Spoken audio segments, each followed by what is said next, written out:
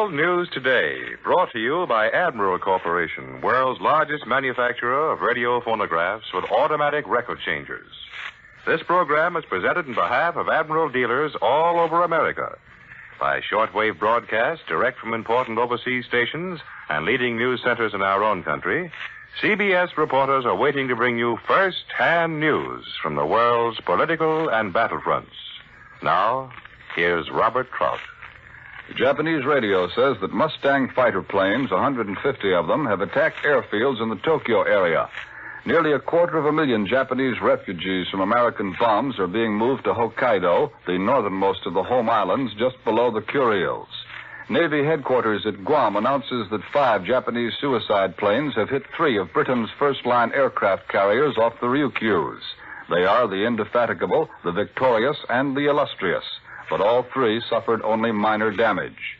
The Australian troops who've invaded eastern Borneo have pushed 3 miles deeper into the oil refinery area near Balikpapan, but in one sector, Japanese resistance is now stiffened. In Australia, a crowd of 30,000 gathered today in the cemetery at Perth as the late Prime Minister John Curtin was buried. In Germany, the Russians are still in complete control of Berlin following the arrival of American, British, and French troops. At last report, no solution had been found to the problem of who is going to provide food and fuel for the Germans within the new American and British zones of the city. Yugoslavia's Marshal Tito, in a broadcast over the Belgrade radio today, accused Greek forces of firing across the border between Greece and Yugoslavia. And now the news direct from the Pacific. Admiral takes you to CBS Guam, Tim Leimert reporting.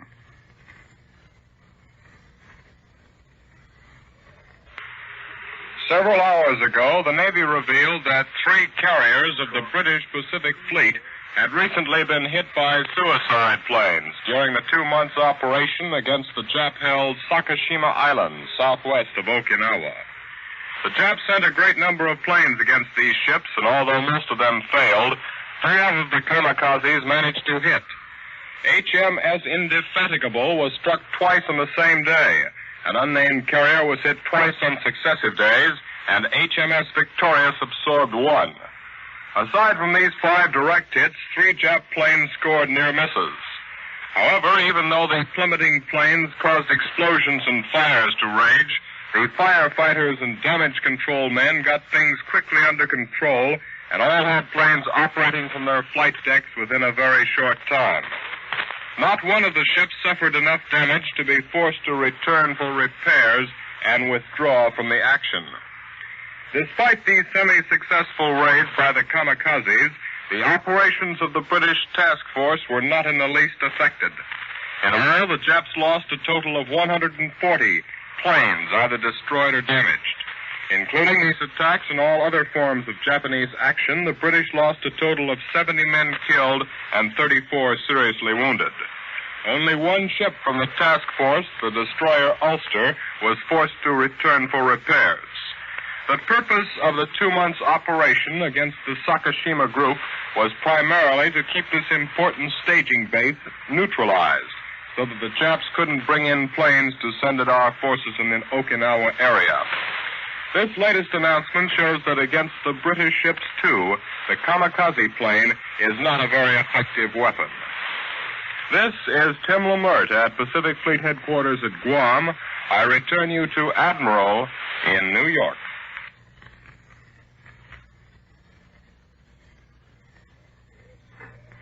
Next, a word from Warren Sweeney. I'll bet a lot of you would like to see that Admiral dual-temp refrigerator that doesn't have any coils to defrost, or an Admiral radio phonograph with an automatic record changer that takes only 5 seconds to change records, or perhaps you're interested in an Admiral electric range that automatically cooks a whole meal for you while you're out shopping. And from your letters, we know many of you are thinking about home freezers and would like to see the Admiral home freezer that keeps food summer fresh all winter. But with Admiral still 100% in war work, of course, they can't build any of these grand Admiral products to show you. But they have prepared a beautiful, full-colored booklet that will show you exactly what these new Admiral radios and appliances will look like and tell you how they'll perform. This booklet is called It's a Promise from Admiral, and it's yours for the asking. There's nothing for you to do to get your copy except write, It's a Promise together with your name and address on a penny postcard, and mail it to Admiral in care of the station to which you are listening. Then you'll be able to see what's new and revolutionary in Admiral radios and radio phonographs, dual-temp refrigerators, electric ranges, and home freezers. It's a promise from Admiral. Now, here once again is Robert Trout. An extra report on this busy first week in Berlin for American occupation forces. Admiral takes you to CBS Berlin. Richard C. Hottelet reporting. For weeks now, American troops have been streaming into Berlin, and the southwestern part of the city is full of them. They carry arms and go in pairs for safety's sake, but so far there's been no trouble at all. There must be close to 20,000 Americans here now, more than Berlin has ever seen. And not even the cold weather and the almost incessant rain have kept the GIs from getting out and seeing the sights. They go strolling up and down, looking at the terrific bomb damage, and take pictures shaking hands with Russian soldiers. They stand in front of their billets and theaters and whistle at pretty German girls. But don't think the men have been doing nothing else. In this week, many of the organizations have been moving in who will help govern Berlin and Germany. And this goes for the British on our left as well as for us. Vast amounts of office space and billets have been found and put in order, wires strung, and a million housekeeping details set right. We've found in Berlin a Russian military government organization working full swing. The Russians have done a great deal of work in these last 2 months. Miles of streets that we saw stinking and smoking and choked with rubble in the early days of May have been cleaned up. Much of the subway system is functioning again. A few trolley lines and some motor buses. Theaters, restaurants, barber shops have been opened, a working city government set up. And beyond that, the Russians have sponsored the formation of political parties and of labor unions. They've helped open newspapers. Schools and churches are working again, courts are functioning, and there's a sizable German police force. Now, even work has begun on repairing buildings. All in all, it's a pretty good record. Now, Berlin is broken up into 3 zones, and a fence zone will be added to make it 4. It's been agreed that the city will be governed as a unit with no differences among the zones. The British, Russian, and American military commanders, and later on the French, will be the supervising body. The German administration appointed by the Russians will remain. But there appear now to be some difficulties in this field. For one thing, no one knows the exact boundaries of any of the zones. And another thing, our methods of military government differ. We prohibit politics. The Russians encourage it. We want the Russians to keep on feeding and supplying coal to the people in our zones of the city. And there are several other problems. We can't take over the administration until these things are settled. And the Russians who had been moving out today resumed military government control of our areas. Now, this isn't tragic and it isn't sinister. It's just awkward. But it shows a lack of planning that could become tragic and sinister if it extended to more important fields. But much more than the administration of Berlin is going to be decided here. In a week or 10 days, Truman and Churchill and Stalin will meet in Potsdam. There, they will decide the government of Germany. They will at least outline some kind of political and economic structure to fill the vacuum that war has left in Central Europe, Poland, and the Balkans. And most important of all, they'll try to put the good words and good intentions of San Francisco into practice. A great machine is moving into Berlin to govern Germany.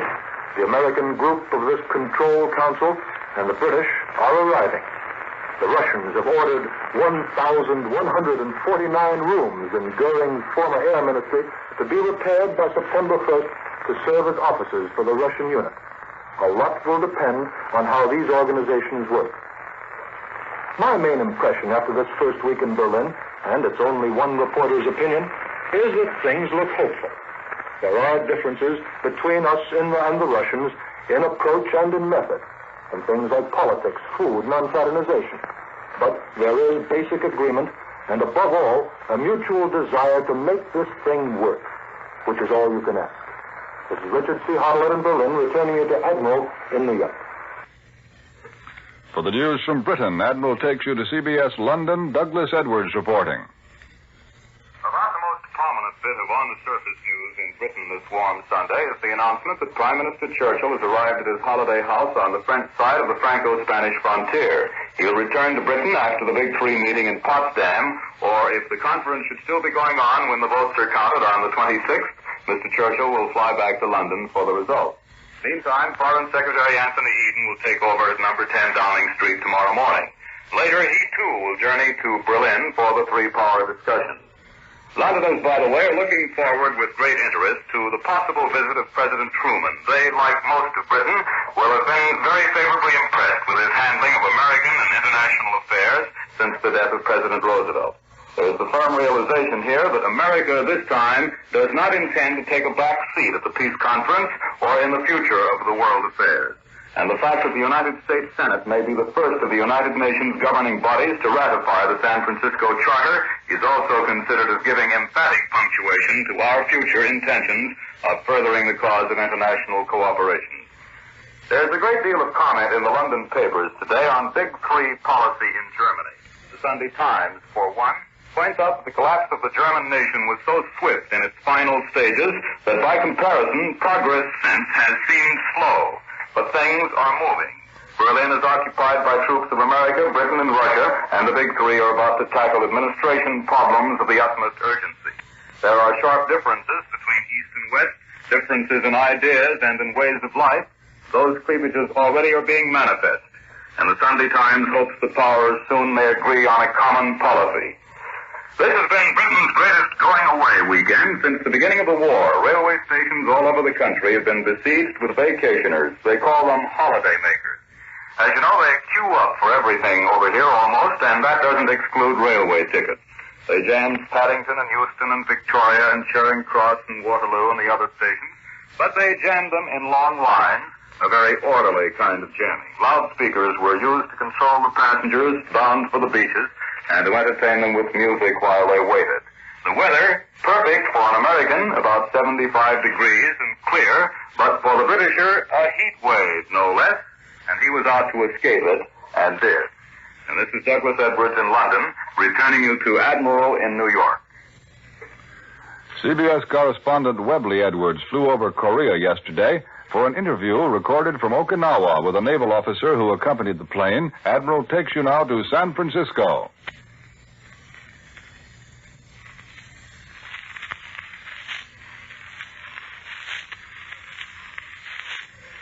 I've just returned from a flight over Korea, 700 miles on to the west of Tokyo. I flew in a Navy privateer, a Fleet Air Wing 1, one of 4 planes on this mission. Their purpose was to shoot up or sink Japanese cargo ships running the blockade between Japan and the Asiatic mainland through the myriad islands on the south and west coast of Korea.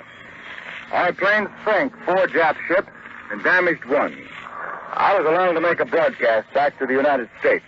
Just before we hit Korea, we ran into a heavy storm with thunder and lightning, tossed us about and would have snapped off our trailing antenna. So we barely got contact only 2 minutes before broadcast time, and the atmospherics were still difficult on this Sunday morning. But though it was noisy, we had the great thrill of broadcasting a description of Lieutenant Commander E.G. Doc Binning's privateer swooping down to strafe 2 Jap ships and sink them. And then to watch another Jap cargo ship bombed and sunk. And then to go into a long, roaring run ourselves on a Jap freighter transport. All our guns were going, and from somewhere on shore, a Jap anti-aircraft gun was after us, way low and behind. It was quite a sensation. Our pilot and squadron commander, Lieutenant Commander Arthur F. Farwell, Jr. of Chicago and Pensacola, is with me here back on Okinawa. Arthur, how would you describe this mission? A fairly successful patrol. Jap cargo ships aren't as plentiful as they were a few weeks ago when we first started in on Korea, but the boys managed to get a few almost every day. Art's a modest guy. He chased a Jap fighter with his big bomber and was peeved because he couldn't catch him. Art, you fellas went way up into the interior of Korea on July 4th after railway facilities. Will you tell us about that one? The idea was to disrupt the Korean railways, carrying supplies and men and materials both ways between Japan, Manchuria, and China. We managed to get way in and make a number of hits. The official count was 2 bridges destroyed and 2 damaged. Several tunnels caved in, powerhouses and installations destroyed, 2 locomotives destroyed and several damaged in the first sweep of its kind over Korea, which should have slowed down the Korean railways. Aren't you heading for Washington, D.C. in a new assignment? You'll stop at Pensacola to see Mrs. Farwell and the boys, Arthur and Richard? But I will, right soon now. That's Lieutenant Commander Arthur Farwell. He's a squadron leader and pilot during today's broadcast over Korea. 11,000 miles across the world from New York. Through the work of these Fleet Air Wing 1 4-engine privateer search bombers, the waters around South Korea and the seas nearby, thanks to the work of the great guys who fly them, now belong to us. This is Webley Edwards at Okinawa. I return you to Admiral in New York.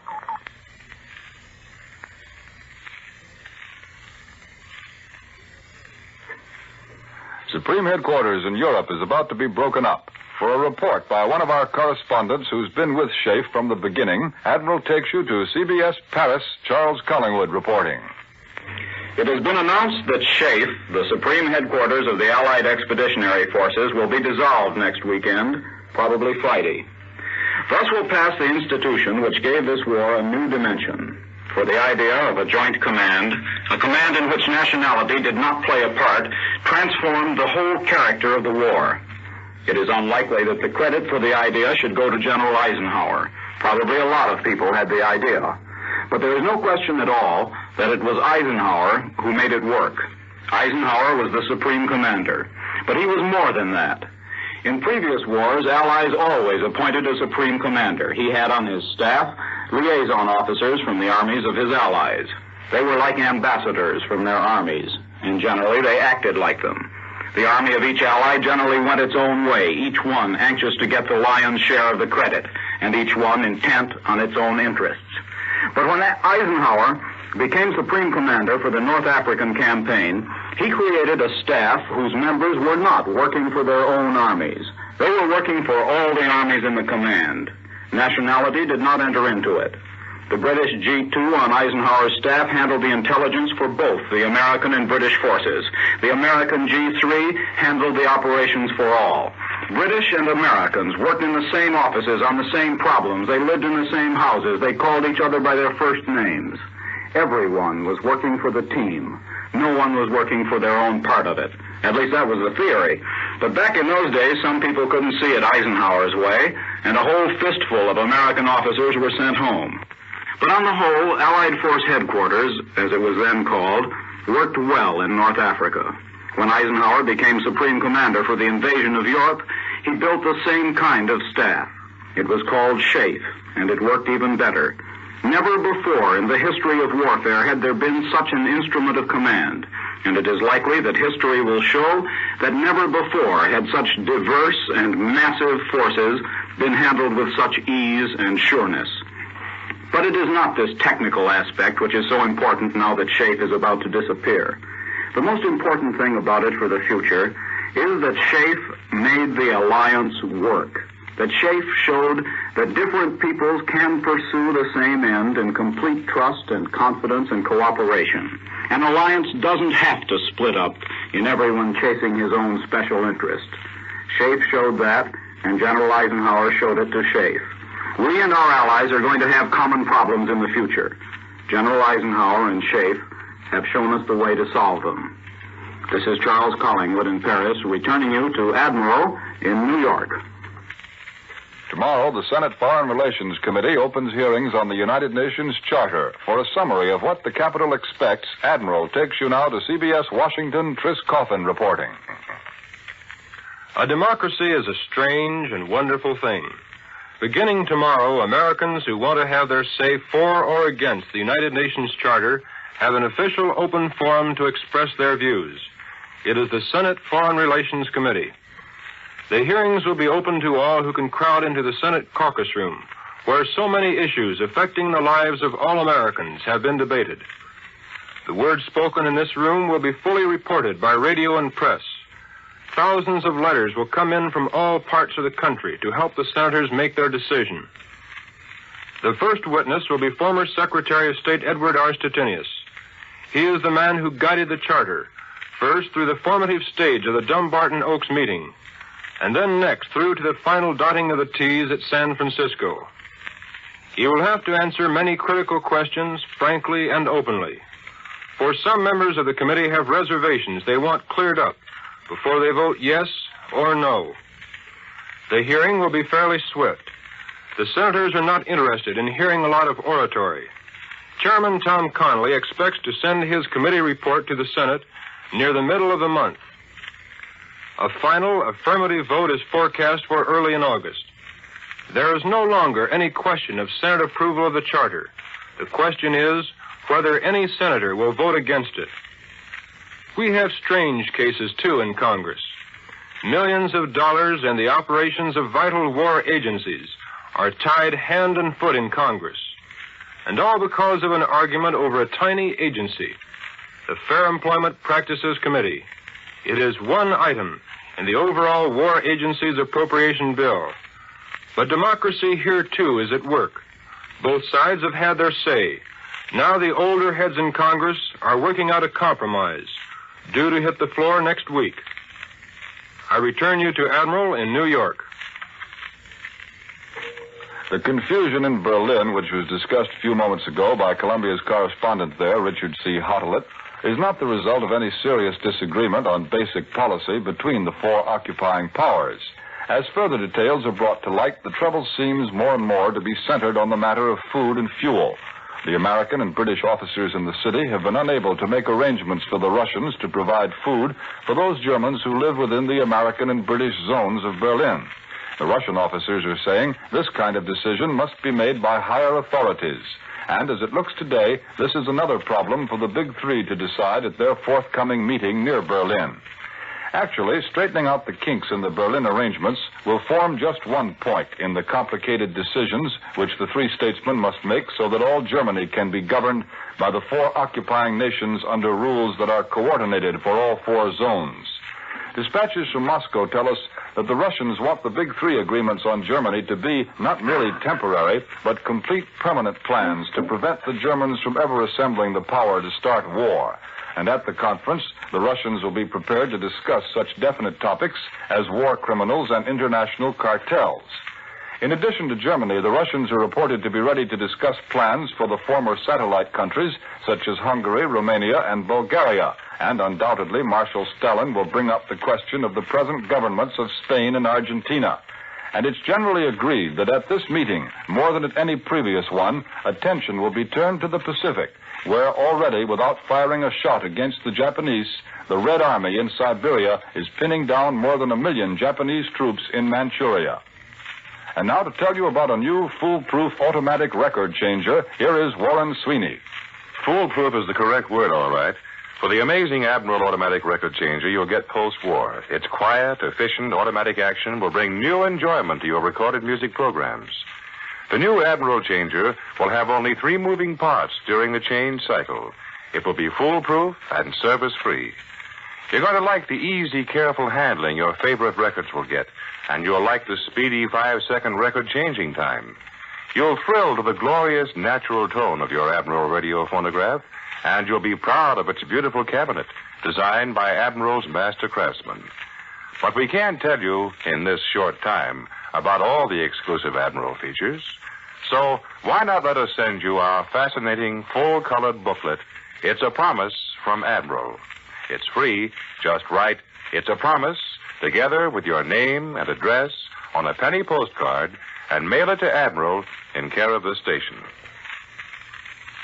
Your government urgently asks you to play square with meat. The current meat shortage is the most serious since the beginning of the war, due to a decrease in production, a great increase in demand, and uneven distribution of the available supply. Every consumer can help stamp out the black market in meat by observing these 2 rules in every meat transaction. Always pay ration points in full, and never pay more than ceiling prices for any meat you buy. It's the fair way. It's the American way. World News Today is brought to you each Sunday at this hour by Admiral Corporation, makers of Admiral Radio, America's smart set, and post-war makers of Admiral dual-temp refrigerators, Admiral home freezers, Admiral electric ranges. Be sure to listen again next Sunday when Admiral brings you World News Today by shortwave, direct from leading news centers of the world. This is CBS, the Columbia Broadcasting System. This is the WBBM Air Theater, Wrigley Building, Chicago.